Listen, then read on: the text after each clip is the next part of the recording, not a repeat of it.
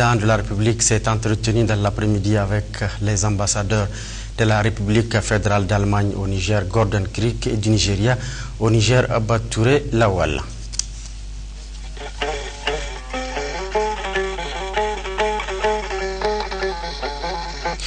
Rappelons que la réunion des ministres africains en charge des questions des frontières qui a clos ses travaux hier à Niamey a adopté une convention dite Convention de Niamey sur la coopération transfrontalière. Les principales conclusions de cette convention avec Abari Amiti. Dans cette convention de l'Union africaine sur la coopération transfrontalière, les États membres de l'Union africaine sont convenus relativement aux objectifs fixés de promouvoir la paix et la stabilité à travers la prévention des conflits, faciliter l'intégration du continent et renforcer son unité, faciliter la délimitation, la démarcation et la réaffirmation des frontières inter-États, faciliter le règlement pacifique des différents frontaliers conformément aux mécanismes convenus par toutes les parties concernées, transformer les zones frontalières en pierre angulaire de la croissance économique ainsi que de l'intégration socio-économique et politique du continent. Des domaines de coopération, les parties prises s'engagent entre autres à promouvoir la coopération transfrontalière dans les domaines suivants: cartographie et information géographique, y compris la topographie, développement socio-économique, y compris les transports, la communication, le commerce, les activités agro-pastorales, l'artisanat, les ressources énergétiques, l'industrie, la santé, l'assainissement, l'eau potable, l'éducation et la protection de l'environnement, les activités culturelles et sportives. Sécurité, y compris la criminalité transfrontalière, le terrorisme, la piraterie et autres formes de criminalité. Développement institutionnel dans tous les domaines couverts par la présente convention, y compris l'identification, la formulation et l'exécution de projets et de programmes. Tout autre domaine convenu par les États parties. Des obstacles de la coopération transfrontalière, les États parties mettent tout en œuvre pour lever tout obstacle juridique, administratif, sécuritaire, culturel ou technique susceptible d'entraver le renforcement et le bon fonctionnement de la coopération transfrontalière. À cet égard, les États parties se consultent régulièrement les uns avec les autres et avec d'autres parties intéressées. Conformément aux dispositions de la présente convention, les États parties coopèrent pleinement à la mise en œuvre du programme Frontières de l'Union africaine. Des mécanismes de mise en œuvre et de la coopération transfrontalière au niveau des États parties. Les États parties s'engagent à appliquer les principes, à mettre en œuvre les objectifs et à respecter les engagements énoncés dans la présente convention à travers la création de mécanismes de coopération, y compris de cadres juridiques pour faciliter la réalisation des buts et objectifs énoncés dans la présente convention, l'intégration des dispositions contenues dans la présente convention dans leur politique et stratégie nationale, des mécanismes de mise en œuvre de la coopération transfrontalière au niveau des communautés économiques régionales.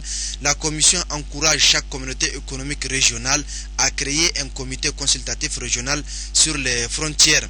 Et du mécanisme de mise en œuvre de la coopération transfrontalière au niveau continental, la Commission coordonne entre autres et facilite la mise en œuvre de la présente convention par le biais du programme Frontières. Des fonds pour le programme Frontières de l'Union africaine, il est créé un fonds pour le programme Frontières de l'Union africaine géré conformément au règlement financier de l'Union africaine.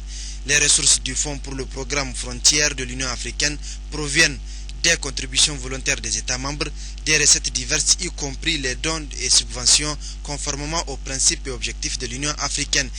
Et enfin, du règlement des différends. Tous les différends nés de l'application de la présente convention est réglé à l'amiable par voie de négociation directe entre les États parties concernés. Si le différend ne peut être réglé par voie de négociation directe, les États parties se forcent de le régler par d'autres moyens pacifiques, y compris le recours à des bons offices, à la médiation, à la conciliation et à l'arbitrage. À l'hémicycle de l'Assemblée nationale, sur la proposition de la conférence des présidents, les députés ont procédé à une modification du calendrier des travaux. Ainsi, en lieu et place de l'unique point inscrit à l'ordre du jour de ce 18 mai 2012, à savoir l'examen et l'adoption du projet de loi portant Code général des impôts, les élus ont examiné et adopté les modifications apportées à l'ordre du jour et au calendrier des travaux. Conformément au calendrier modifié, la plénière reprendra le jeudi 24 mai 2012 avec à son ordre du jour l'examen et l'adoption du projet de loi numéro 2011-46 du 14 décembre 2011 portant loi de finances pour l'année budgétaire 2012.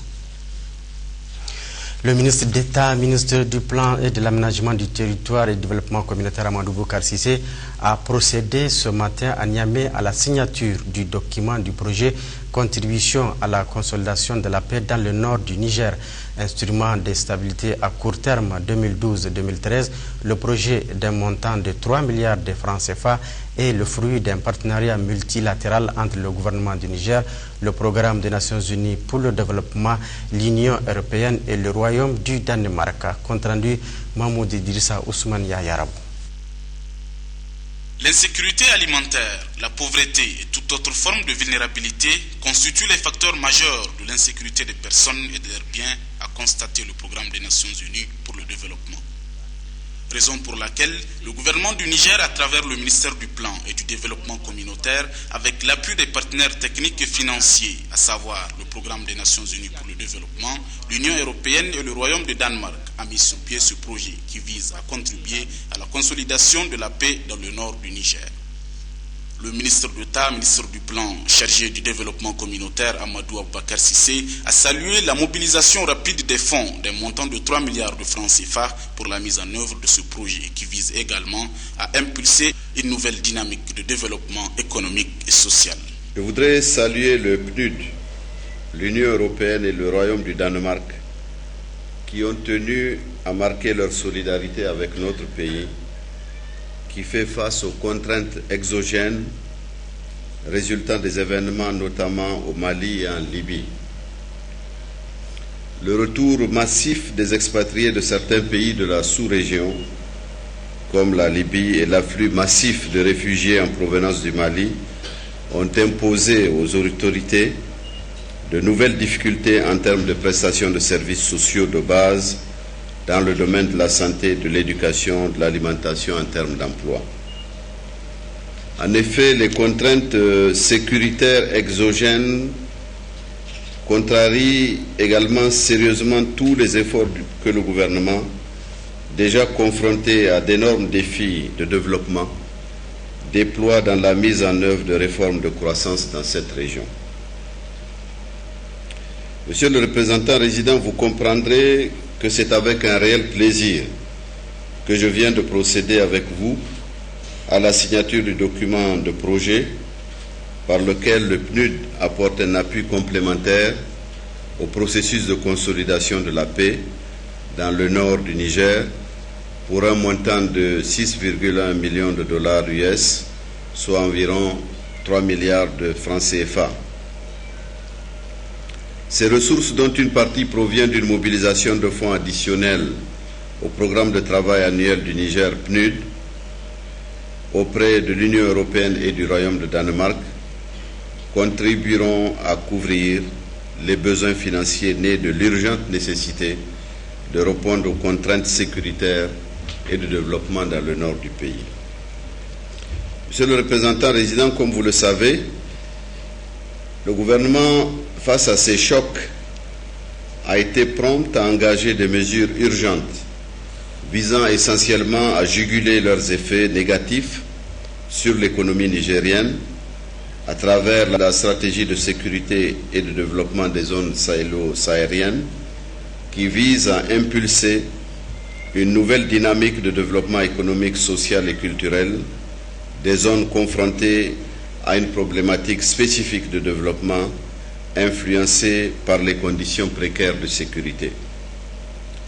Je me félicite donc de la mise en place rapide de cette contribution supplémentaire qui jouera un rôle crucial pour soutenir la mise en œuvre de ces programmes d'urgence. Le gouvernement du Niger a adopté depuis octobre 2011 une stratégie de développement de la sécurité dans la zone sahélo-saharienne. Mieux encore, il a mis en place la Commission nationale de contrôle et de collecte des armes illicites et la haute autorité à la consolidation de la paix. Ce qui dénote l'engagement du président de la République, Issoufou Mahamadou, à assurer la sécurité des personnes et de leurs biens dans notre pays. Ont reconnu les partenaires au développement qui réaffirment une fois de plus leur disponibilité à accompagner le Niger dans ses combats. En plus des défis liés à la pauvreté, le Niger, à l'instar des autres pays de la sous-région, est malheureusement confronté à des contraintes sécuritaires liées à un contexte post-rébellion, au trafic illicite, à certains conflits foncier intercommunautaire et surtout aux menaces terroristes dont nous avons parlé tantôt. Face à ces défis, le gouvernement a dans sa vision une position claire concernant les questions de sécurité alimentaire et de sécurité tout court, et un leadership et une coordination affirmée. En outre, les partenaires, notamment l'Union européenne et le Danemark, conjointement avec le PNUD, se sont engagés à soutenir des initiatives de développement dans le nord du Niger à travers le projet objet de la présente cérémonie de signature. Ce programme d'une durée de 18 mois est constitué de 3 composantes, à savoir la sécurité des personnes et des biens, la réinsertion des jeunes sans emploi et la consolidation de la paix et de la sécurité, base de tout développement durable. Le ministre d'État, ministre du Plan en charge du développement communautaire, a présidé ce matin à Niamey le lancement du premier rapport sur le développement humain en Afrique 2012 publié par le Programme des Nations Unies pour le développement, PNUD. Ce rapport a été intitulé « Vers une sécurité alimentaire durable » pour ainsi exposer le paradoxe de l'insécurité alimentaire qui frappe les populations africaines malgré une bonne croissance économique et les ressources naturelles dont regorge le continent. Nous retrouvons Mahmoud Idrissa et Ayarabo pour le compte rendu. La faim et la famine continuent à sévir les populations africaines malgré le taux de croissance économique affiché ces dernières années, a conclu le PNUD dans ce rapport 2012 sur le développement humain en Afrique, dont le Niger a eu le privilège d'organiser le lancement et le ministre d'État Amadou Boubacar Sissé l'honneur de présider la cérémonie. Mesdames et messieurs, le rapport régional 2012 sur le développement humain en Afrique subsaharienne est le premier du genre dédié spécifiquement au continent africain depuis le démarrage en 1990 de la publication du rapport mondial sur le développement humain. Il constitue en cela un document original et d'une importance capitale pour l'Afrique en général et l'ensemble des pays au sud du Sahara. En effet, le thème retenu vers une sécurité alimentaire durable constitue un thème pertinent en raison d'une part du débat qu'il suscite au sein de la communauté internationale, mais également des défis et des espoirs qui l'entourent d'autre part. L'analyse de la situation en Afrique établie par le rapport régional 2012 sur le développement humain indique qu'au cours des 10 dernières années, la croissance économique a enregistré un rebond extraordinaire sur le continent africain et qu'il ne fait aucun doute que cette croissance économique contribue au développement humain. Mais elle demeure en retrait au niveau requis pour placer les États africains sur la trajectoire de l'atteinte des objectifs du millénaire pour le développement.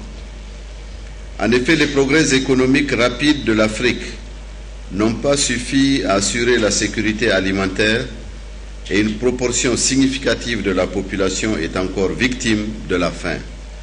Face à cette situation, les différents rapports sur le développement humain établis par le PNUD n'ont cessé de préconiser l'adoption d'une approche pragmatique de développement axée non seulement sur la croissance économique, mais également sur les personnes. Ces appels incessants du PNUD ne semblent peut-être pas être entendus, car depuis l'an 2000, l'Afrique a connu plusieurs épisodes graves d'insécurité alimentaire qui se sont soldés par de lourdes pertes en vies humaines et en moyens d'existence. Et c'est ainsi qu'en 2011-2012, des millions de personnes ont été affectées par la famine dans la Corne de l'Afrique et dans le Sahel. Le rapport souligne également que des catastrophes comme les mauvaises récoltes et les sécheresses sont à l'origine de crises alimentaires, mais ne sont pas les seuls responsables de la famine et de la faim. Le problème de crise alimentaire réside aussi dans l'accès inégal à l'alimentation qui survient lorsque les personnes n'ont pas les moyens de produire ou d'acheter les denrées alimentaires du fait, entre autres, de la faiblesse de leurs revenus. Le rapport précise par ailleurs que si la famine fait la une des journaux poussant régulièrement les autorités nationales et les organisations d'aide humanitaire à intervenir, les crises silencieuses que sont la malnutrition chronique et la faim saisonnière ne reçoivent pas toute l'attention voulue. Leurs effets sont pourtant ressentis par des générations d'Africains, privant les enfants d'un avenir et les parents de leur dignité, tout en freinant les progrès liés au développement humain. Le rapport a également souligné le fait que la sécurité alimentaire et le développement humain vont de pair et que cette corrélation peut créer un cercle virtuel de développement. Au cours des 10 dernières années, de nombreux pays africains ont affiché des taux de croissance économique sans précédent. Pourtant, la faim et la famine continuent de sévir en Afrique subsaharienne. Des millions de personnes continuent à en souffrir dans cette partie du monde, exposées à des conditions climatiques erratiques, à la dégradation de l'environnement, à la volatilité des prix des denrées alimentaires et parfois, malheureusement, à l'instabilité politique. Au moment même où le présent rapport est publié, une crise alimentaire frappe encore de plein fouet la Corne de l'Afrique et la région du Sahel. Selon les dernières estimations, plus de 15 millions de personnes sont affectées, notamment au Burkina Faso, au Mali, en Mauritanie, au Niger, au Nigeria et au Sénégal et au Tchad. Le défi de la satisfaction des besoins alimentaires de l'Afrique est du reste amplifié par la poussée démographique importante que nous constatons ces dernières années. Pour y faire face et promouvoir la sécurité alimentaire, c'est-à-dire la capacité des populations à satisfaire systématiquement leurs besoins nutritionnels et calorifiques, il est donc nécessaire de prendre des mesures hardies et à la hauteur des enjeux qui, vous en conviendrez avec moi, sont de taille. L'Afrique subsaharienne dispose de grandes superficies de terres arables, d'abondantes ressources en eau et d'un climat globalement favorable aux cultures vivrières. Pourtant, les populations continuent de vivre dans la pauvreté et l'insécurité alimentaire, paradoxe auquel le rapport a également donné des pistes de solutions. Pour sa part, le ministre d'État, ministre des Mines et du Développement industriel a réussi dans l'après-midi hier à son cabinet les 2 lauréats nigériens qui ont participé au Salon international de l'invention qui a eu lieu à Genève. C'était en présence des directeurs centraux du ministère des Mines et du Développement industriel et des familles des lauréats. Khadija Touzada à côté de Waglassan. Ils étaient seulement 2 Nigériens sur 750 exposants à avoir participé au Salon international de l'invention qui s'est déroulé à Genève devant des milliers d'observateurs. Ces 2 lauréats nigériens ont reçu respectivement 2 médailles, dont une en or et l'autre en argent. Un succès qui révèle une fois de plus la potentialité des Nigériens à faire du Niger un pays du savoir-faire. Le premier brevet que j'ai proposé consiste à un système, à un dispositif d'irrigation, d'entretien des arbres et même des potagers pour accélérer leur croissance. Donc ce système-là est en fait la capacité, la facilité en fait de booster la croissance des jeunes plantes. Le deuxième brevet aussi consiste à faire du biocarburant à partir des fruits de Nîmes. L'aspect technique consiste la procédure d'extraction de l'huile de Nîmes à partir des graines, quel que soit leur âge. Parce que le Nîmes donne tout au long de l'année, donc c'est la manière d'extraire l'huile. Et aussi, une fois l'huile obtenue, c'est la correction qu'il fallait apporter pour que cette huile soit à peu près dans les mêmes normes que les normes de biocarburant. En effet, la téléirrigation horticole est un système de pilotage à distance des systèmes d'irrigation maraîchère. C'est-à-dire que, quelle que soit la position géographique et quel que soit le temps, un maraîcher pouvait irriguer son exploitation au moyen du téléphone portable. Comme vous le savez, traditionnellement, les maraîchers doivent s'immobiliser pendant le temps de l'irrigation, qui leur prend le 2/3 de leur temps pour irriguer. C'est-à-dire que si l'irrigation prendra 4 heures de temps, l'irrigant était obligé de rester devant la motopompe pour actionner et arrêter le moteur. Avec notre système, nous arrivions à leur permettre de vaquer à leurs occupations, d'aller sur d'autres chaînes de travaux horticoles pendant qu'ils sont en train d'irriguer. C'est-à-dire que vous pouvez appeler, quel que soit là où ils se trouvent, appeler et essayer de lancer le système d'irrigation. Le ministre d'État, ministre des Mines et du Développement industriel a tenu à féliciter les deux lauréats avant de prodiguer de sages conseils aux jeunes Nigériens. Vous venez de prouver qu'avec le travail, on peut tout faire, on peut tout entreprendre. Le travail aussi, c'est qu'avec ces inventions, avec l'appui de l'État, vous pouvez créer du travail au Niger. En créant ce ministère, ce département ministériel avec le développement industriel, le chef d'État lui a donné tout un sens. C'est pour dire que nous serons là, derrière vous. Au même titre que nous vous avons aidé à prendre part à ce concours, et que vous nous avez honoré, vous avez honoré votre pays, eh bien nous serons, vous direz vous, pour vous aider à aller plus loin. Nous sommes dans notre rôle, mais c'est aussi une manière de faire un clin d'œil à la communauté internationale pour dire que le Niger est de retour.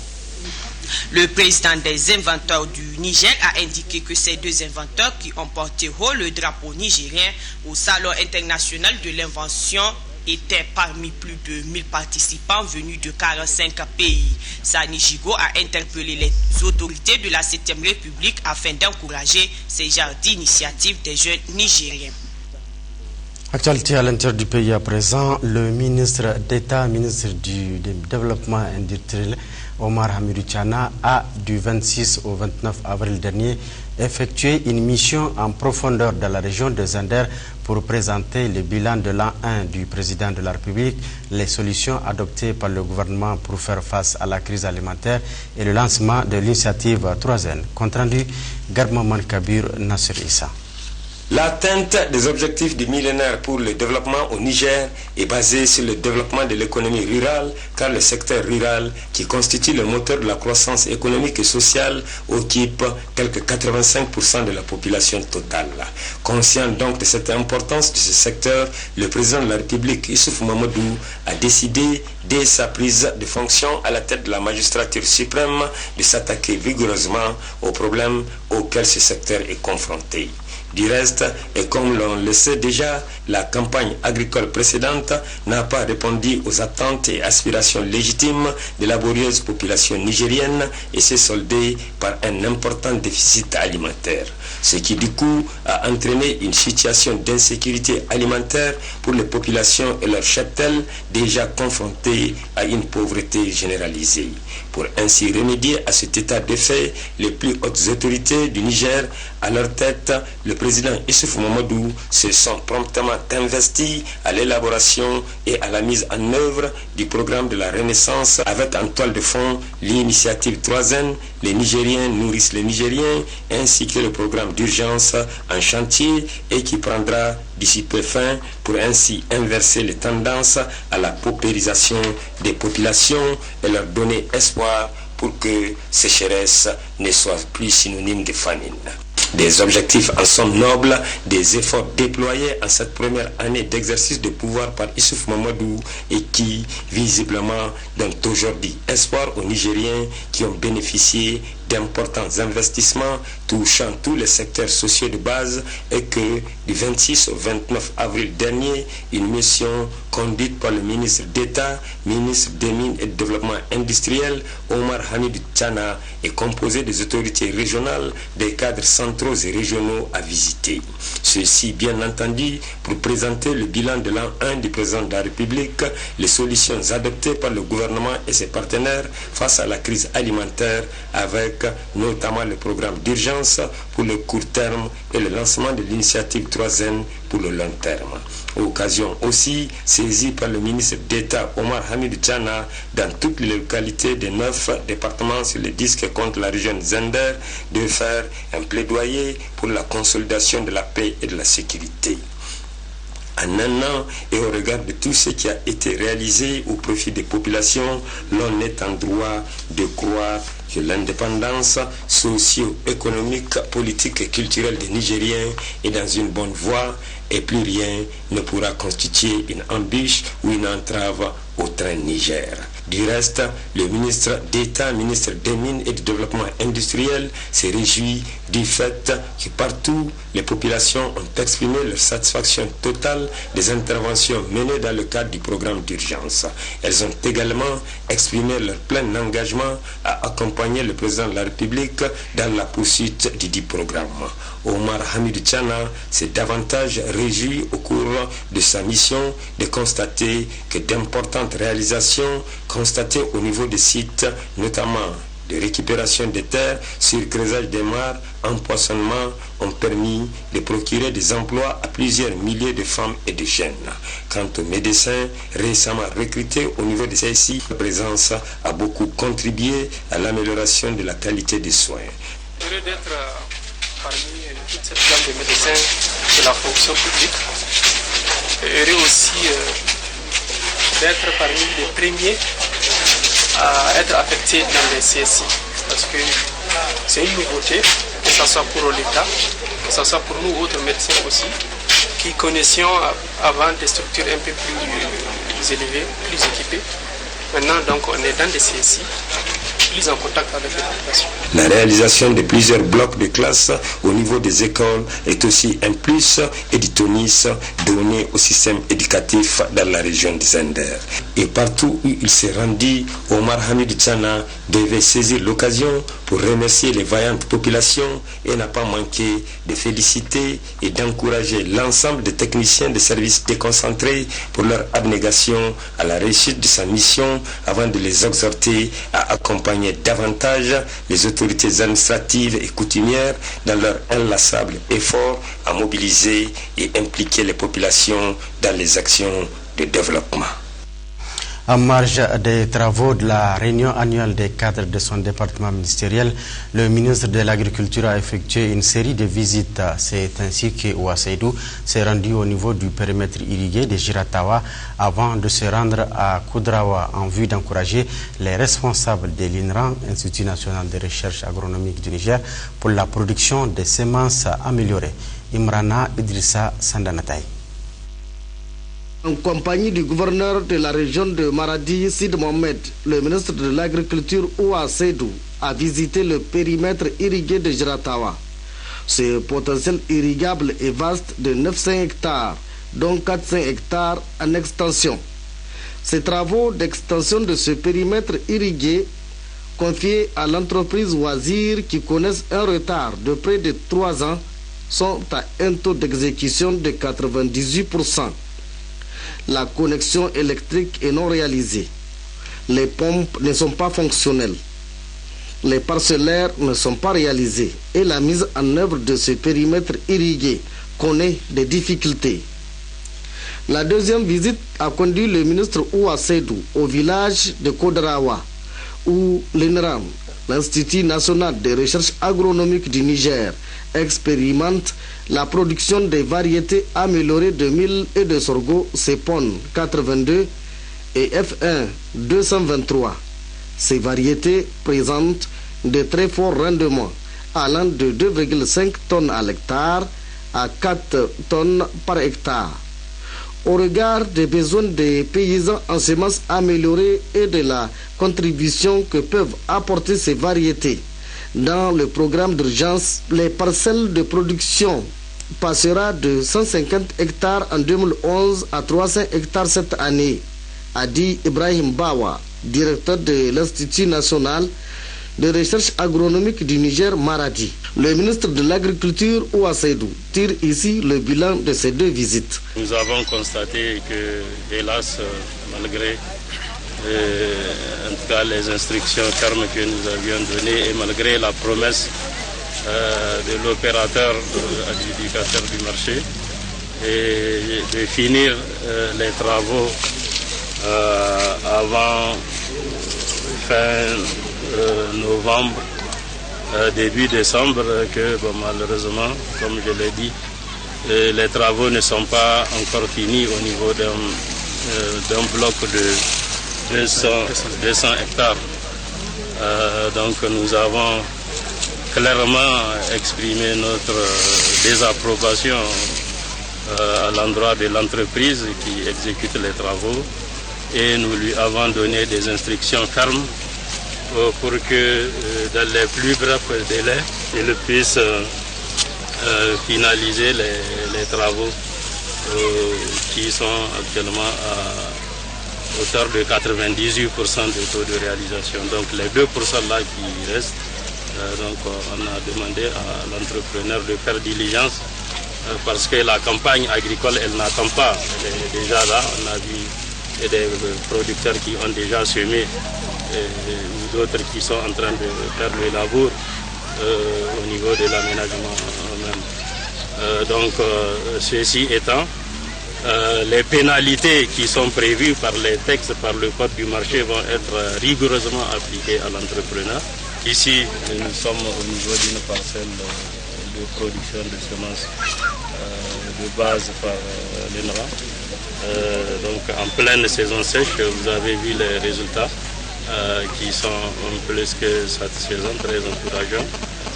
Certes, il y a eu un stress hydrique au niveau, par exemple, de cette parcelle de 2000 qui n'a pas donné les résultats escomptés. Mais ici, l'aspect le plus important, c'est que les producteurs, les paysans du village ont vu de leurs propres yeux la faisabilité et donc d'une production de céréales en pleine saison sèche. Donc vous avez vu le sorgho là-bas, ça a bien donné. Le mil, comme je l'ai dit, a eu un stress hydrique. Mais les populations sont là, elles ont demandé et justement qu'elles-mêmes on puisse les associer. Elles sont prêtes à se mettre aussi dans les productions de céréales en saison sèche. L'expérience a eu un but au moins pédagogique, celui de montrer la faisabilité et donc d'une production de céréales en pleine saison sèche. Et vous avez vu en tout cas l'adhésion des populations qui voudraient justement que le gouvernement leur vienne en aide pour pouvoir donc réaliser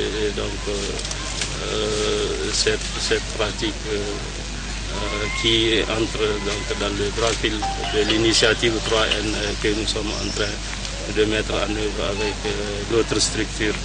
Quant aux populations riveraines du périmètre irrigué de Giratawa et celles du village de Kodarawa, elles ont réaffirmé leur engagement à s'approprier toutes les réalisations du programme d'urgence qui vise la lutte contre l'insécurité alimentaire.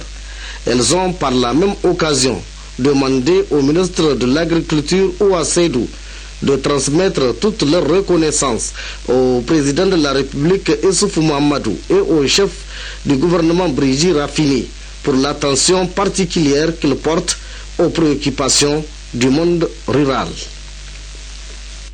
Dans le cadre de la popularisation de l'initiative 3N du programme d'urgence du bilan de l'an 1 du président de la République à la magistrature suprême de notre pays, le ministre de la Jeunesse et des Sports, Hassan Kounou, a sillonné la région de Tillabéri. Synthèse Sahabi Bouda.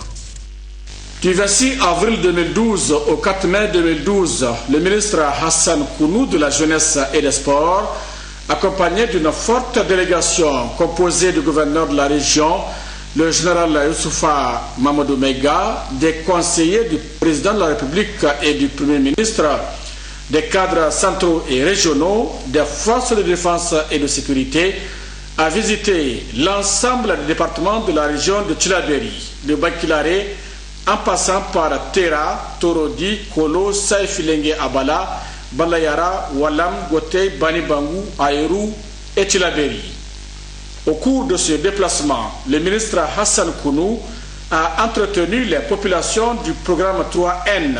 Les Nigériens nourrissent les Nigériens du président de la République, chef de l'État, El Hadj Issoufou Mahamadou, un programme ambitieux qui a pour objectif d'aider les Nigériens à se nourrir d'abord et ensuite à nourrir d'autres Nigériens.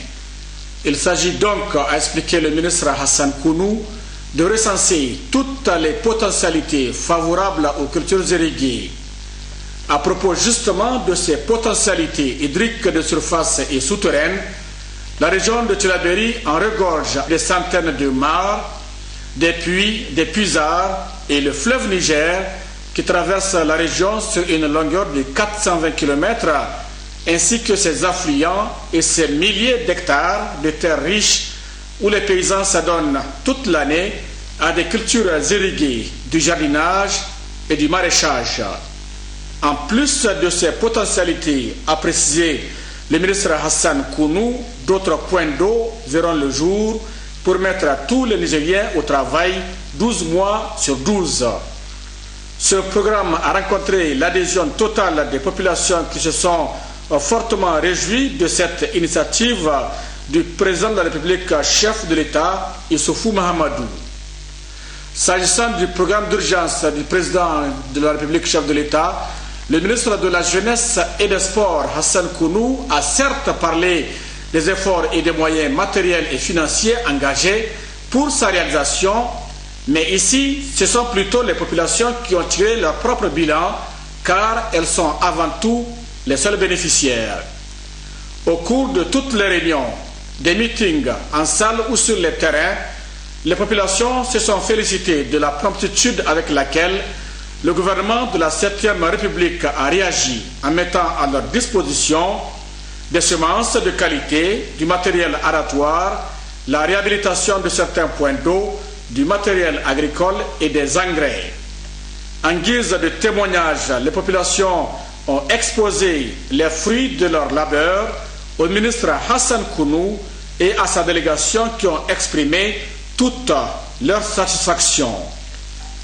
À en juger par les propos que nous avons entendus chez les populations, nous pouvons dire que le programme d'urgence du président de la République, chef de l'État, a été une réussite.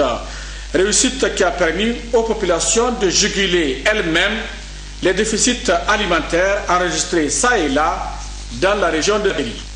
Le programme d'urgence du président de la République, chef de l'État, vient témoigner ainsi que le déficit pluviométrique ou sécheresse ne signifie pas forcément famine, faim ou disette, comme l'a dit le président de la République, chef de l'État, dans son discours d'investiture le 7 avril 2011.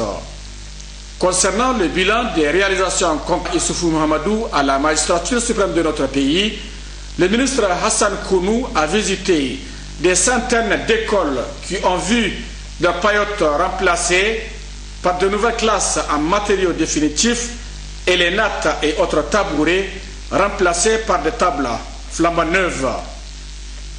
Le ministre Hassan Kounou a visité plusieurs mares empoisonnées par des milliers d'alevins d'un coût estimé à plusieurs millions de francs CFA. Dans le cadre du programme d'urgence, la plupart ont atteint la maturité et la capture a déjà commencé à la grande satisfaction des populations pour leur consommation et la vente qui génère des revenus substantiels.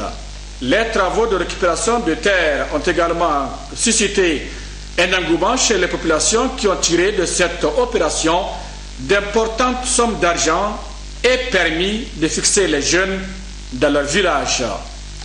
À signaler qu'à toutes les étapes, le ministre Hassan Kounou a invité les populations à s'approprier des réalisations faites à leur intention pour tirer un maximum de revenus. Il a également réaffirmé la volonté politique des autorités de la 7e République de tout mettre en œuvre pour que tous ces programmes soient une réalité au Niger. Sur le même registre, le ministre de l'Élevage vient d'achever sa mission de travail dans la région d'Agadez. Mohamed El Hadji Ousmane a fait le bilan de sa mission de suivi du programme d'urgence et de la popularisation de l'initiative 3N. Compte rendu Nassir Nakakale, Hachim Mohamed. La région d'Agadez ont laissé recèle de nombreuses potentialités agro-pastorales iranifères, mais aussi touristiques. Bien exploitées, elles feront de la région, en dépit de sa position géographique, une réussite dans le cadre de la mise en œuvre de l'initiative 3N, les Nigériens nourrissent les Nigériens. La dernière mission de travail effectuée dans la région d'Agadez par le ministre de l'Élevage au niveau de 15 communes qui comptent cette région lui a permis de mettre en évidence l'existence et l'exploitation de ces potentialités par des populations et dénote l'adhésion des communautés rurales bénéficiaires à exécuter l'action gouvernementale à travers le programme d'urgence. La récolte du blé dans une ambiance festive dans la vallée du Ferouane, Tout comme l'existence des champs de test de sorgho et de maïs en culture irriguée à Arlit et Timia, les pommes de terre de Tabelote au milieu des citronniers et autres plantes nourricières illustrent la volonté des Nigériens de se nourrir eux-mêmes pour peu qu'ils soient soutenus.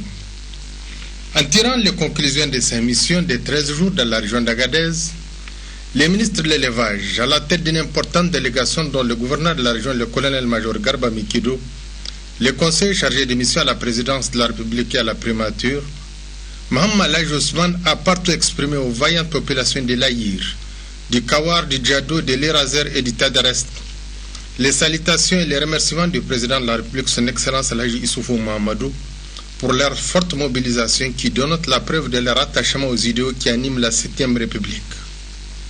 Il ressort d'une manière générale que les activités prévues aussi bien dans le cadre du programme de renaissance que du programme d'urgence ont été exécutées à la grande satisfaction des populations bénéficiaires, qui du reste ont partout exhorté les ministres Mohamed Laj Ousmane de transmettre leur profonde reconnaissance au président de la République et n'ont pas manqué de les rassurer également de leur engagement individuel et collectif à l'accompagner résolument dans le combat qu'ils mènent contre la faim et la pauvreté au Niger.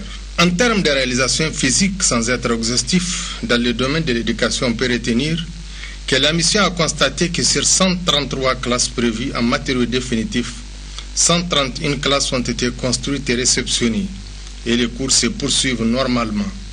Dans le domaine de la santé, 14 médecins ont été affectés dans la région, ce qui permettra sans nul doute d'améliorer la couverture sanitaire de proximité des populations.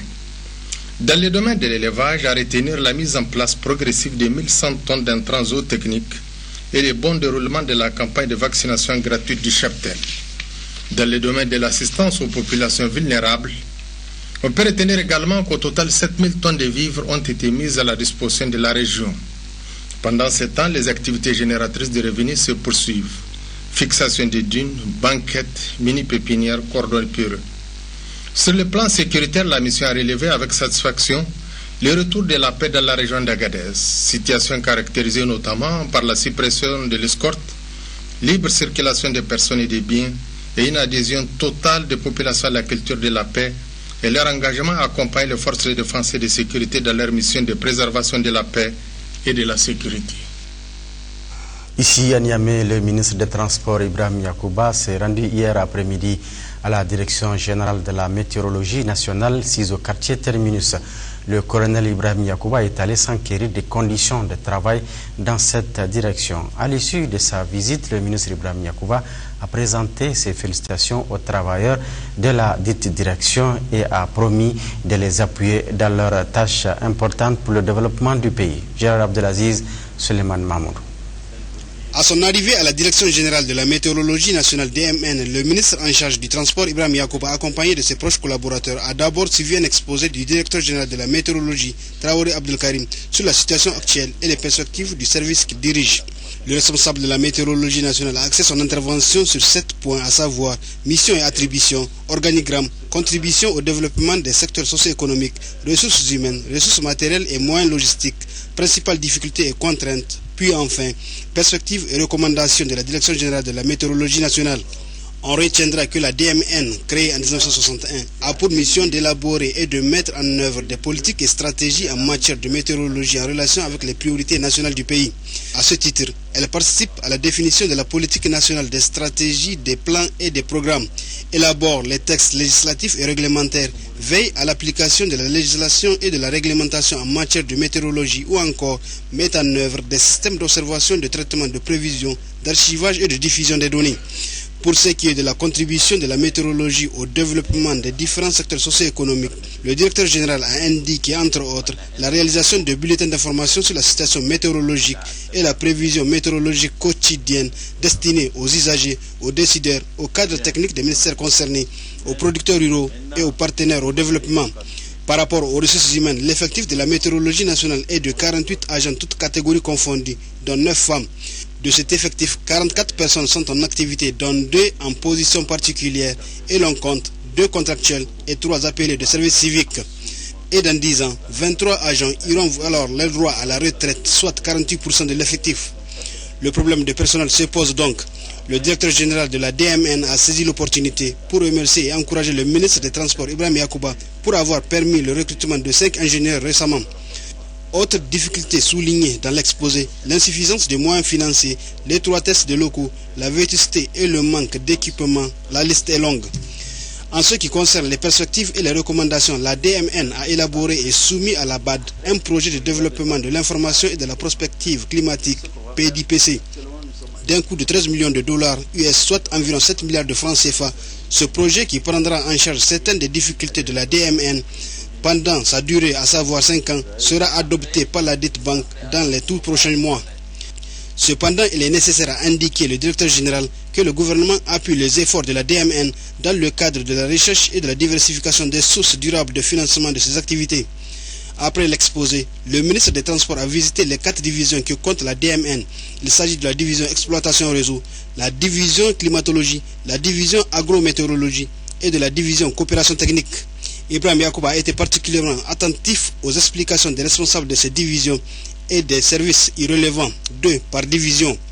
Le ministre des Transports a également présenté ses félicitations et encouragements aux travailleurs de la météorologie nationale et a promis d'apporter dans la mesure de ses possibilités l'appui pour résoudre les problèmes qui ont été relevés. Vous savez que pour le gouvernement et pour l'action publique en général, la météo est un secteur extrêmement important. Et elle va l'être encore plus dans le cadre de l'initiative 3N, mais elle l'est tout le temps de manière permanente pour l'aviation civile. Donc pour nous, il était important qu'on vienne ici voir les conditions dans lesquelles ils travaillent. Et vous savez que la météorologie au Niger, la direction de la météorologie au Niger, est un service extrêmement performant, même en comparaison avec les pays de la sous-région. Nous avons donc une infrastructure qu'il faut préserver, qu'il faut encourager, et par rapport à laquelle le gouvernement s'engage à mettre encore plus de moyens pour que elle ait une place encore plus importante. J'avais indiqué tout à l'heure que dans le cadre de l'initiative 3N, c'est l'un des services essentiels, l'un des services axiaux par rapport auquel l'initiative 3N va être construite et va être menée. Nous avons écouté les difficultés qui se posent liées un peu aux infrastructures, à la vétusté de certains moyens, à l'étroitesse même de l'effectif et à la vieillesse de cet effectif-là, puisque vous avez suivi avec nous que sur 10 ans, quand même, presque un agent sur 2 va partir à la retraite. Or, comme nous avons dit tout à l'heure que c'était un secteur extrêmement important, l'État va veiller à ce que l'effectif soit renouvelé et que les agents soient motivés. Par rapport aux conditions aussi, nous allons voir ce qui est nécessaire de faire pour préserver la qualité du service public de la météorologie. Et nous avons encore la chance, si la BAD accepte de financer le projet dont on a été informé, le programme de développement de l'information et de la prospective climatique. C'est à peu près 7 milliards qui vont être injectés dans le cadre d'un projet pilote unique en Afrique qui va vraiment consacrer la modernisation de la météorologie nationale. Donc nous sommes à une phase, en tout cas cette année va être une année importante pour la météorologie nationale parce que ses moyens vont être renforcés, ses capacités vont être améliorées et son rôle va être amplifié avec l'initiative 3N et les produits qu'elle peut offrir. Cette visite du ministre des Transports à la Direction générale de la météorologie nationale DMN s'inscrit dans le cadre de la nouvelle dynamique que Ibrahim Yacouba, dont le dynamisme et la détermination ne sont plus à démontrer, entend insuffler au secteur. Autre aspect de ce journal, la commission chargée de l'organisation des États généraux de la justice a remis hier après-midi au ministre de la Justice, garde des Sceaux, les résultats des travaux pour l'organisation de ces États généraux. Ce document est composé du chronogramme et du projet de budget de ces assises qui se tiendront en octobre prochain à Niamey. Compte rendu Moussa Hamani Sani Youssoufou. En remettant le chronogramme et le projet de budget de l'organisation des États généraux de la justice au ministre de la Justice, garde des Sceaux, le président de la commission chargée de l'organisation de ces États généraux, Oumarou Yaye, a précisé que ces documents sont le fruit de 3 mois d'activité des membres de cette commission en vue de la bonne tenue de cette importante rencontre qui va accueillir 450 participants nationaux et internationaux à Niamey, précisément du 22 au 25 octobre prochain. Le ministre de la Justice, garde des Sceaux, a salué l'important travail abattu par les membres de cette commission avant de les rassurer qu'il transmettra le résultat de leurs travaux au président de la République. Je voudrais, Monsieur le Président, vous remercier sincèrement et pour votre engagement personnel et l'engagement de tous les membres du bureau de la commission qui n'ont ménagé aucun effort pour que nous arrivions à ces résultats. Mon devoir, pour ma part, c'est de transmettre ces travaux au président de la République qui, comme vous le savez, a déjà décidé de la mise en place d'un comité directeur comprenant les membres du gouvernement et l'ensemble des ministères concernés par cette grande rencontre nationale. Et je pense que ces États généraux parviendront à tous leurs objectifs, qui sont ceux d'améliorer l'image de la justice et également d'améliorer l'accès à la justice. Pour sa part, le secrétaire général du ministère en charge de la justice, deuxième vice-président de cette commission d'organisation de ces États généraux, a rappelé les différentes thématiques qui seront débattues au cours de cette rencontre. Il s'agit des thématiques comme justice et institutions, justice et société, justice et environnement économique et justice et justiciable. M. Hassan Jubo s'est par ailleurs appesanti sur les démarches arrêtées pour la bonne organisation de ces États généraux. La méthodologie qui a été adoptée pour l'organisation des États généraux a consisté, en dehors de ces commissions thématiques, d'organiser 3 ateliers régionaux, dont un atelier à Dosso pour les régions de Dosso et Tillabéri, un autre atelier régional à Zender pour les régions de Maradi, Zender et Difa, et enfin un autre atelier régional à Tawa pour les régions de Tawa et Agadez. Les résultats des travaux issus de ces ateliers régionaux vont venir alimenter, au même titre que les résultats des travaux de commission thématiques, donc alimenter les débats pendant les assises des États généraux de la justice. Pour sortir de ces États généraux, que nous puissions définir les actions à mener pour que la justice soit effectivement un service public qui puisse répondre avec efficience aux attentes des populations. Cet important travail abattu par les membres de cette commission d'organisation permettra une bonne tenue de ces États généraux de la justice. Les enseignements moyens, supérieurs et de la recherche scientifique organisent depuis ce matin dans ces locaux la première session de la réunion des recteurs. Une réunion qui se veut un cadre d'échange régulier entre les recteurs de nos différentes universités et autres composantes et autres responsables et composantes des universités. Cette réunion se tient donc sous la présidence du ministre des enseignements moyens, supérieurs et de la recherche scientifique, Ismaël Daoud Askou Jibril. Organisée par le ministère en charge des enseignements moyens et supérieurs, cette rencontre dite réunion des recteurs offre aux responsables des institutions universitaires nationales un cadre formel de concertation en vue d'une bonne coopération interuniversitaire.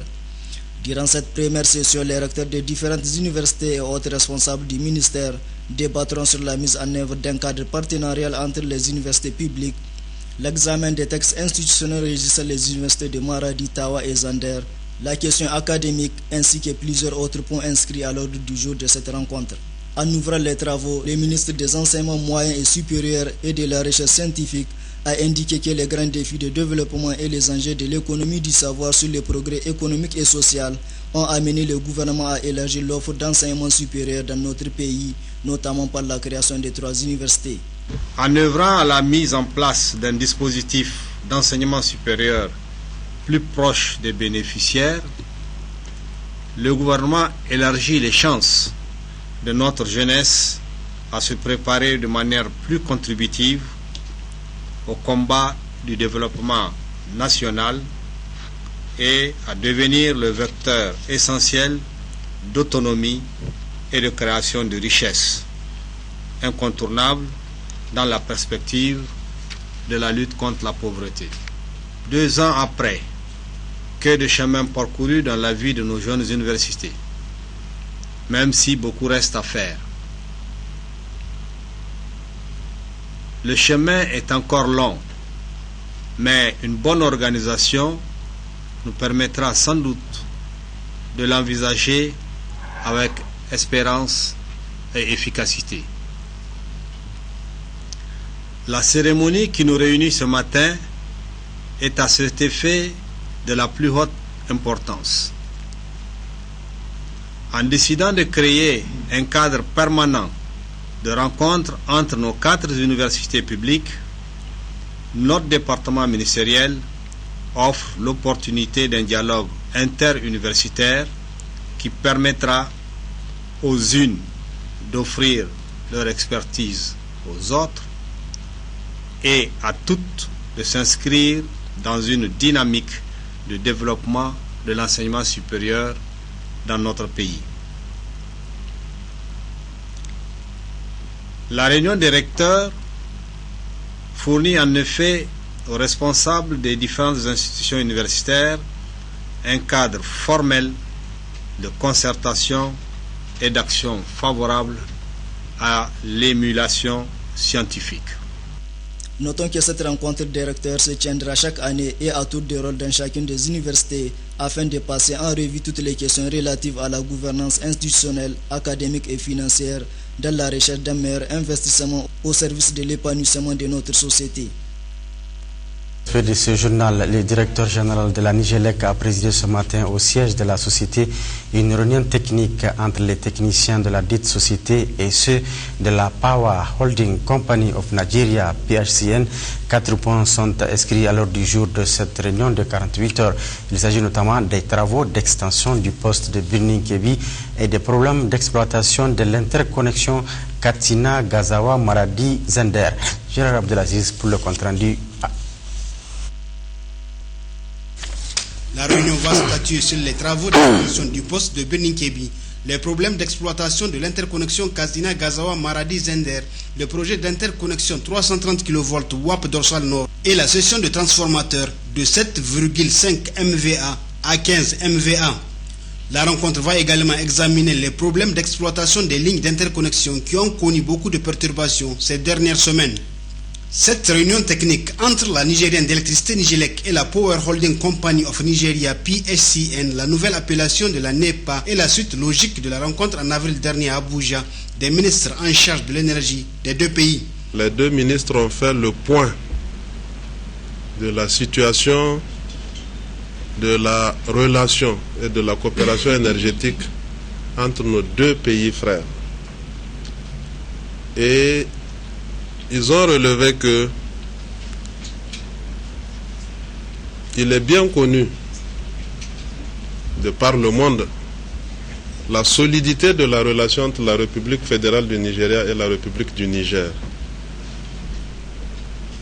Et il est connu que s'il est un domaine dans lequel cette relation est des plus concrètes et des plus fortes, c'est bien le domaine de l'énergie.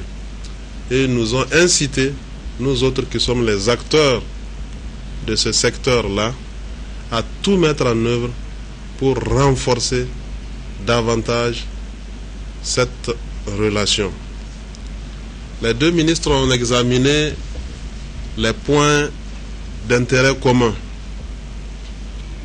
et ils nous ont instruit, les deux sociétés d'électricité, de tout mettre en œuvre sans perdre du temps pour passer à la phase active de la réalisation des conclusions auxquelles ils sont parvenus. Le directeur général de la Nigélec, Alassane Khalid, attend au sortir de cette rencontre technique des propositions concrètes qu'il va transmettre au ministre en charge de l'énergie, Foumoke Godou, qui va les partager avec son homologue nigérien. En marge de la réunion technique, la délégation nigériane de la PHCN, conduite par Jonathan, a été reçue en audience cet après-midi par le ministre en charge de l'énergie et du pétrole, Foumoke Godou, à son cabinet. C'était en présence du directeur général de la Nigélec.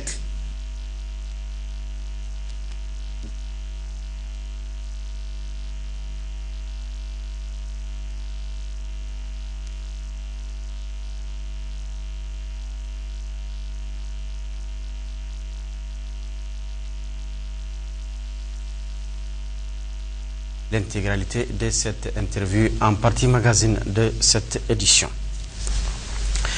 Le comité ad hoc chargé du suivi du corridor Bénin a rendu ce matin une déclaration. Elle fait le point des conditions d'utilisation du corridor Bénin-Niger, des missions entreprises par les comités ad hoc avant de formuler une recommandation à l'endroit des opérateurs économiques. Je vous propose de suivre la teneur de cette déclaration par Mme Sadou Aissata et les membres du comité. Un comité ad hoc composé de tous les acteurs transitaires, commerçants, importateurs, exportateurs, transporteurs, vendeurs de véhicules d'occasion, conducteurs, etc. a été mis en place.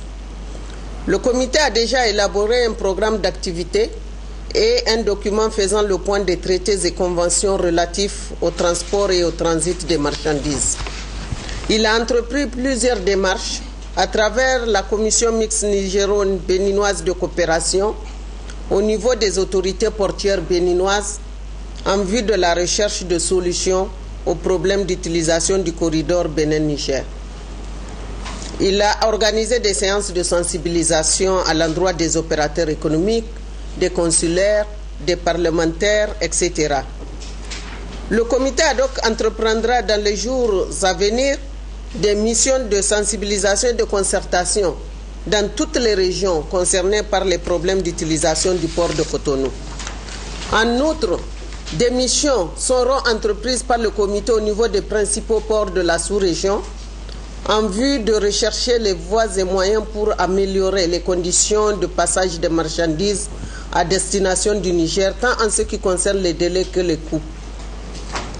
Grâce aux efforts donc entrepris par la Chambre de commerce à travers le comité ad hoc, il a été obtenu une prorogation du moratoire sur le paiement des pénalités concernant les conteneurs en souffrance au port de Cotonou, ce qui a permis l'enlèvement des marchandises dans les conditions acceptables. Malgré la résolution du problème des conteneurs et la suspension du contrat public-privé liant le gouvernement béninois à Bénin Contrôle sur la mise en œuvre du programme de vérification des importations communément appelé PVI, les entraves persistent au niveau de l'utilisation du corridor Bénin-Niger. Et ces entraves sont notamment liées aux tracasseries au port et sur le corridor du fait des pratiques anormales en matière de transport et de transit, à la poursuite des opérations de scanning et de tracking qui se traduisent par des coûts élevés, à la prise de décisions unilatérales par les autorités portières de Cotonou qui se traduisent généralement par une aggravation des coûts de passage des marchandises destinées au Niger, à la congestion des espaces portières et aussi au non-respect des accords en matière de transport et de transit par la partie béninoise. Face à cette situation, la Chambre de commerce, d'industrie et d'artisanat du Niger se félicite des efforts entrepris par les opérateurs économiques en vue de la diversification des ports de passage de leurs marchandises, comme en témoigne d'ailleurs le niveau de trafic observé en ce moment au niveau des autres ports de la sous-région. Elle recommande instamment aux opérateurs économiques de poursuivre dans cette voie à travers le recours aux autres ports de la sous-région pour l'acheminement de leurs marchandises à destination du Niger afin d'assurer l'approvisionnement régulier de notre pays dans des conditions de délai et de coûts compatibles avec les besoins de son développement. Ouverture ce matin d'un atelier national sur les industries extractives au Niger, organisé par l'Initiative pour la transparence des industries extractives ITI Niger grâce à un appui de la Banque mondiale. Cet atelier vise à renforcer les capacités des acteurs intervenants dans ce domaine. Compte rendu, Seine Soumela Ibrahim Taïro Hassan. Par le truchement de cet atelier, l'Initiative pour la transparence des industries extractives au Niger, ITI Niger, plateforme de dialogue entre le gouvernement, les industries extractives et la société civile, appuyée par la Banque mondiale, a voulu ainsi procéder à une analyse prospective du secteur. En effet, depuis le milieu des années 70, le Niger figure parmi les pays qui axent le financement de leur développement sur la rente minière et la vente de ses ressources minières. Au regard de cette situation, il est impératif que le Niger cerne les facteurs de changement et d'inertie susceptibles d'avoir des influences sur l'avenir des industries. Par ailleurs, le Niger, pays candidat à l'initiative pour le transport des industries extractives ITIE depuis 2005, a été admis pays candidat en 2007 et déclaré pays conforme le 1er mars 2011 suite à un effort qu'il a fourni dans le cadre de sa mise en œuvre de processus ITIE au Niger. Il s'agit donc maintenant de redoubler d'efforts pour poursuivre la consolidation et la pérennisation de l'initiative.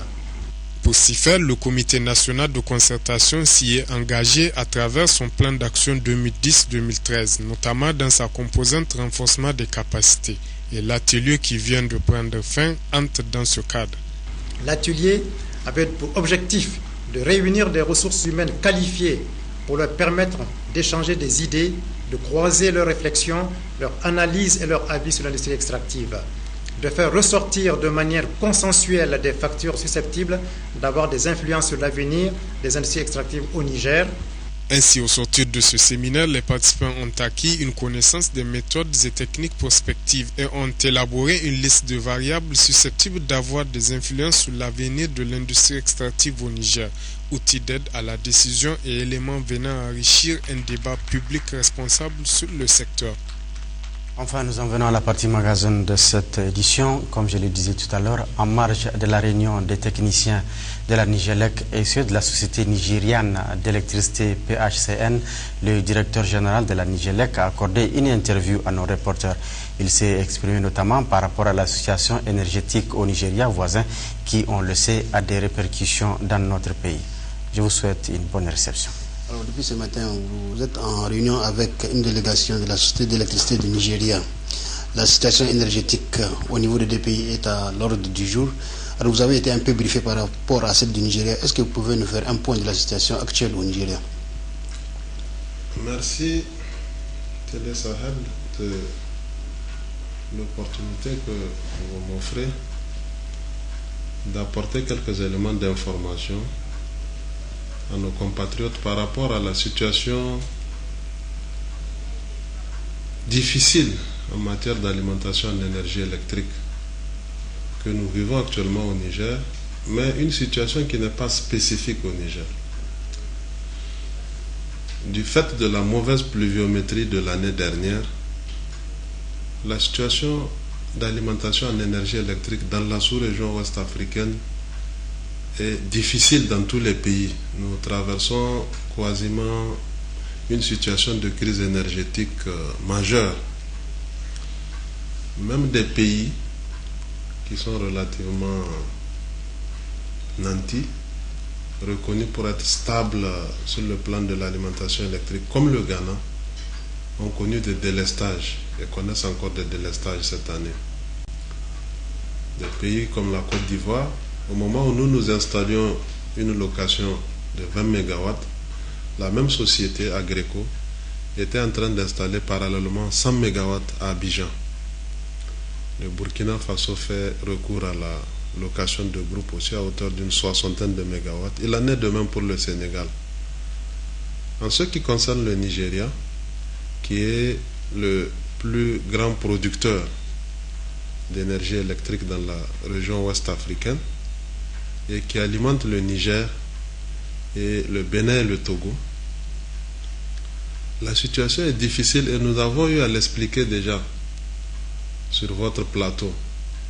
Nous avons expliqué que c'était lié à l'assèchement des barrages, ce qui a entraîné l'arrêt des principaux barrages, le barrage de Kenji, le barrage de Jeba et le barrage de Shiroro.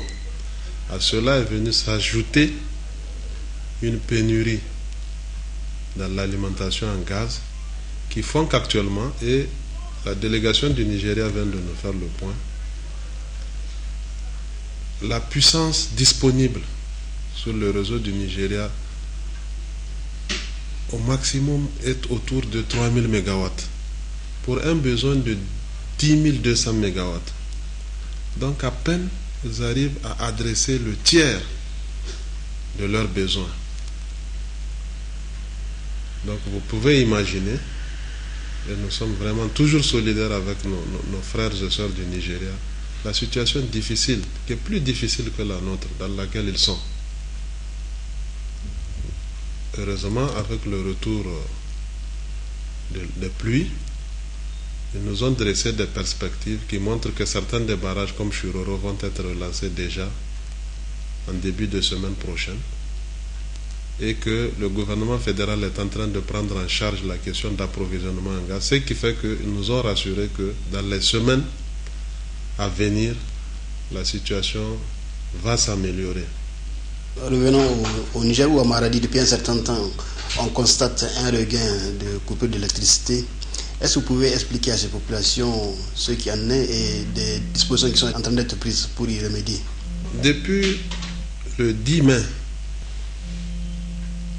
suite à un effondrement général du réseau, ce que nous appelons communément un blackout ou un système collapse, et après le rétablissement de la situation le 10 mai vers 21h, la société d'électricité du Nigeria nous a informé que compte tenu de la situation critique, analyse faite de la situation, il est établi que c'est le dépassement des allocations de puissance. Parce que quand la puissance est insuffisante, on fait des limitations. Et le non-respect de ces limitations est à la base de l'effondrement qui met tout le monde dans une coupure totale et qui prend 2 voire 4 heures des fois pour établir la situation. Donc ils ont pris des mesures pour astreindre chacun à respecter l'allocation de la puissance qui lui est faite afin d'éviter l'effondrement du réseau. En fait, un plan de partage du peu qu'il y a. Et donc dans cette situation-là, ils ont limité la puissance allouée sur l'interconnexion Kachina-Gazawa à 14 MW vue de Kachina, ce qui fait que à Gazawa, nous avons entre 10 et 12 MW, alors que nous avons un besoin pour la région d'à peu près 26 MW. Vous savez que la ligne d'interconnexion 132 kV qui vient de Kachina à Gazawa, c'est elle qui va de Gazawa alimenter Zender, la région de Maradi, et puis la région de Tawa. Au niveau du poste de Gazawa, nous alimentons Gazawa même, Tessawa, Aguié et Mayaï. À partir du nœud de Zender, nous alimentons non seulement Zender, mais nous alimentons aussi jusqu'à Magaria avec toutes les villes qui sont sur le parcours et jusqu'à Matamé par une autre ligne en passant par Kanché. À partir de Maradi, nous alimentons Madarumfa, Gidanrumji, Dakoro et toutes les localités qui sont autour. Et à partir de Malbaza, nous alimentons Koni, Madawa et les Galmi. À partir du poste de Ilela, nous alimentons Ilela, même Badagishiri. Et puis il y a une ligne qui va à Keita Bouza. Et à partir de Tawa, nous alimentons Abalak et environ. Donc voilà la situation de toutes les grandes localités qui sont prises sur cette ligne. Et on nous alloue 10 à 12 MW pour un besoin de 26 MW. Nous avons nos puissances installées. Nous avons à peu près 7,75 MW de puissance disponible, dont 2,6 MW à Zender, 2 MW à Maradi, 1,2 MW à Malbaza. Nous avons plus, mais nous avons un moteur qui nous a lâché. Et 1,9 MW à Tawa. Ce qui fait un total de 7,75 MW. Donc ajouter à ces 10-12 MW, ça nous amène à 17,75 à 19,75 MW pour un besoin de 26 MW. Donc ça fait un taux de couverture de 68 à 75%. C'est pas très malheureux, mais c'est insuffisant. Parce que ça veut dire qu'il y a 25% qui ne sont pas couverts. Et si on ramène ça au niveau individuel, ça veut dire que chaque foyer n'est pas servi pendant 25% de la journée. Et 25% de 24 heures, ça fait un quart, ça fait 6 heures. Donc vous vous imaginez que si dans la journée vous avez une coupure de 6 heures, qu'elle dure d'affilée, ou bien qu'elle soit entrecoupée, c'est quand même beaucoup et c'est difficile. Et donc face à cette situation-là, et c'est ce qui est important, les perspectives, nous avons plaidé tout de suite auprès de nos homologues du Nigeria pour qu'ils nous relèvent au moins à 15 MW vue de Gazawa. Ce qu'ils ont accepté, nous allons l'implémenter très rapidement. Et de notre côté aussi, nous avons pris la décision, parce que même s'il nous alloue jusqu'à 15 MW, il reste toujours une marge d'à peu près 6 à 8 MW qu'il faut couvrir. Alors nous avons décidé, parce qu'il y a des groupes qui sont installés à Niamey, 4 groupes qui étaient initialement destinés 2 à Maradi et 2 à Zender, qu'en 2011, compte tenu de la situation difficile, ils ont été installés à Niamey. Donc ces groupes-là, j'ai donné la consigne de les démonter immédiatement, puisque maintenant, avec Agreco, nous avons peu sécurisé Niamey.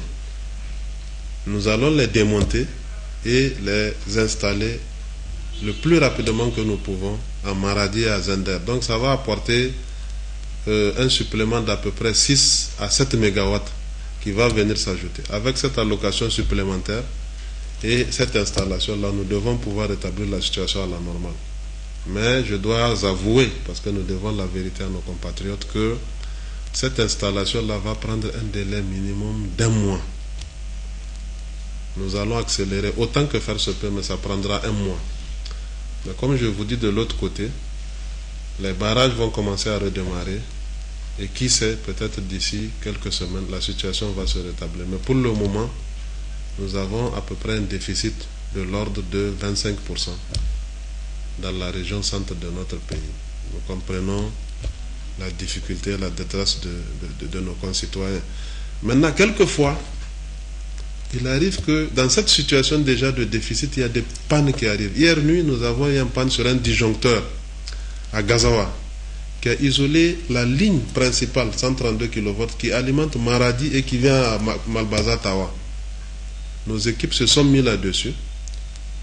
Ça a pris des heures et pendant ce temps, nous n'avons que le productible et les populations de Koni, Maradi, Malbaza, Tawa ont dû passer des heures encore plus difficiles.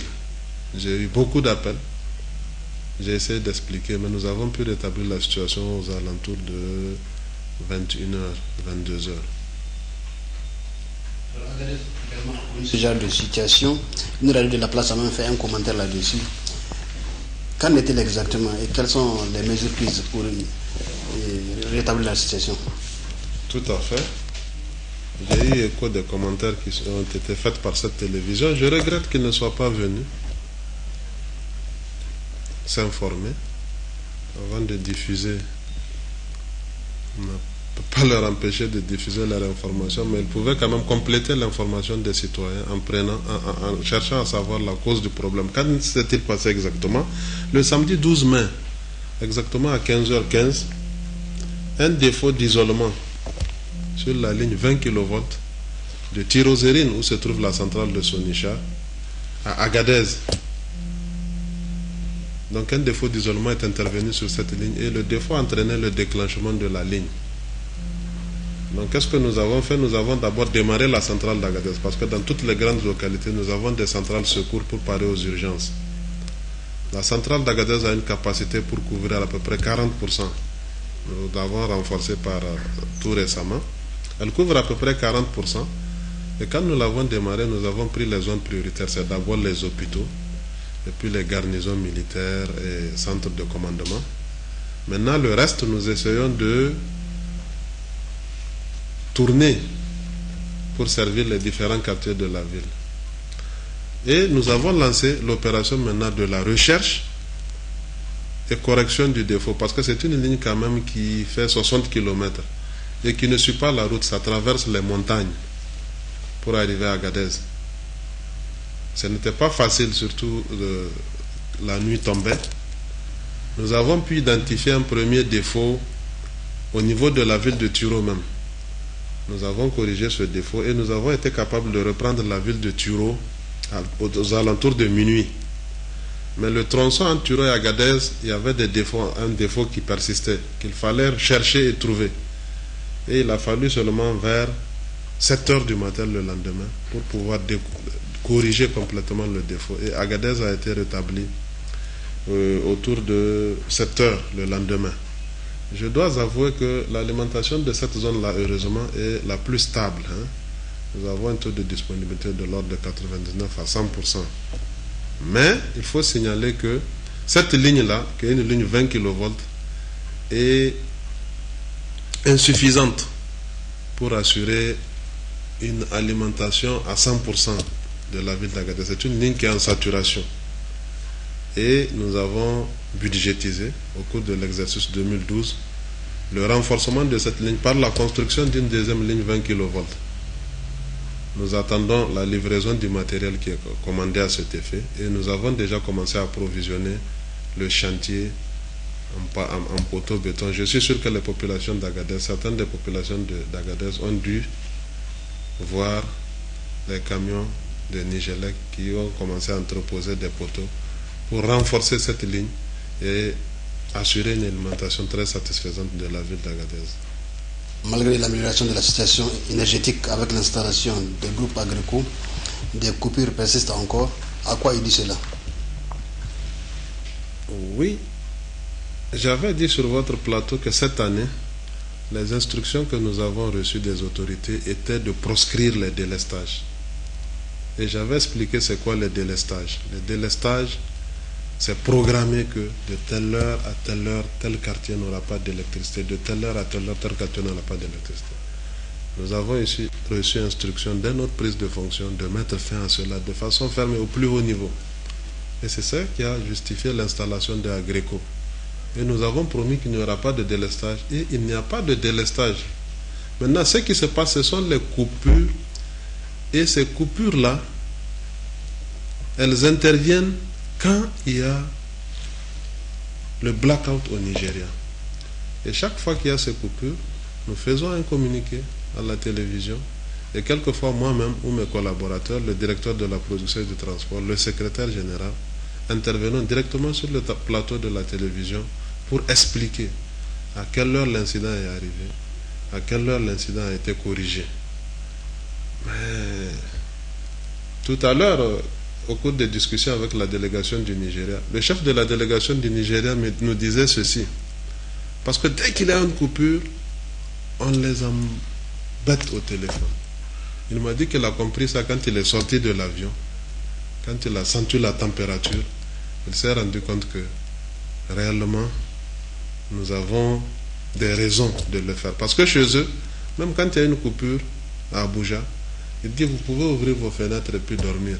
Mais ici, il a compris que on ne peut pas vivre sans électricité. Et il comprend. Donc c'est ça qui fait que quand il y a la moindre coupure, les populations